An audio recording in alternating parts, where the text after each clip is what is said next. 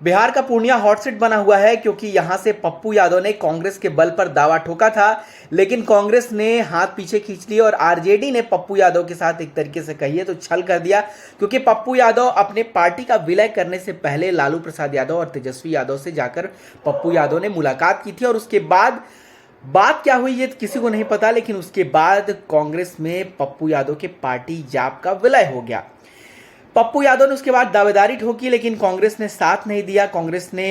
ये कह दिया कि भाई हमारा तो उम्मीदवार महागठबंधन का उम्मीदवार है, यानी कि बीमा भारती हैं। अब पप्पू यादव ने रोते हुए ये कहा है कि मैं हर बार लालू प्रसाद यादव का साथ देता हूं, लेकिन लालू प्रसाद यादव को पता नहीं क्या दुश्मनी है कि लालू हमेशा से मेरे साथ धोखा करते हैं। पप्पू यादव की बात ये महागठबंधन को कितना नुकसान पहुंचाएगी, क्योंकि बहुत सारे वीडियो आपने भी देखे होंगे। पूर्णिया और सीमांचल के लोग कह रहे हैं, किशनगंज के लोग कह रहे हैं कि भाई हम तो अब आरजेडी को वोट नहीं देंगे क्योंकि उन्होंने पप्पू यादव के साथ दगाबाजी की है। तो पप्पू यादव के साथ धोखा हुआ है, और पप्पू यादव के साथ अगर धोखा आरजेडी ने किया है तो क्यों किया है, ये बड़ा सवाल है। क्योंकि देखिए, पप्पू यादव जैसे बड़े नेता, बड़े कद का नेता, और पूर्णिया में पप्पू यादव की खासी पकड़ रही है क्योंकि पप्पू यादव ने पहले बहुत मेहनत किया है वहाँ से, चाहे वो बाढ़ का समय हो, चाहे वो कोरोना पीरियड हो, या कोरोना के बाद भी हमेशा आप जब खबरें देखते होंगे तो हमेशा ये आता होगा कि पप्पू यादव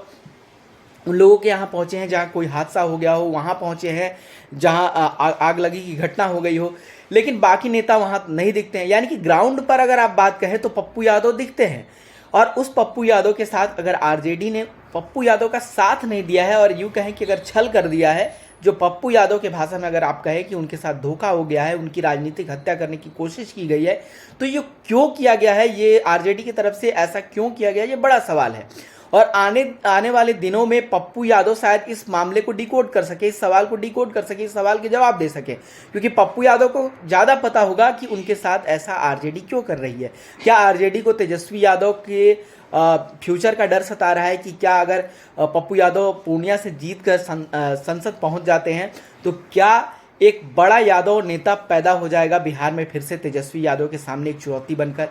या फिर लालू प्रसाद यादव को कोई और डर है, कोई और खुन्नस है। ये सारी चीज़ें पप्पू यादव आने वाले दिनों में हो सकता है डिकोड करे। ये बात तो पप्पू यादव ने मंच से रोते हुए कह दिया कि भाई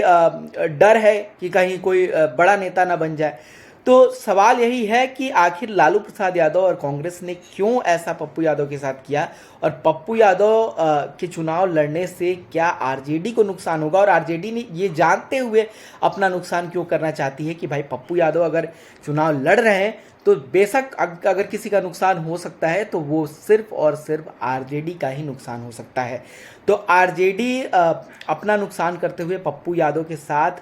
न जाते हुए, पप्पू यादव के साथ एक तरीके से कह दीजिए कि पप्पू यादव के भाषा में ही कि छल हुआ है उनके साथ, तो आखिर आरजेडी ने पप्पू यादव की राजनीतिक हत्या करने की कोशिश क्यों की है, और ये बड़ा सवाल है जिसका जवाब पप्पू यादव ही दे सकते हैं। और आने वाले दिनों में आप देखिएगा जब वाद विवाद और बढ़ेगा, जब चुनावी प्रचार में एक दूसरे पर आरोप प्रत्यारोप बढ़ेंगे, तो जवाब निकल कर सामने आ जाएगा। आप देखते रहिए एक्स्ट्रा डोज।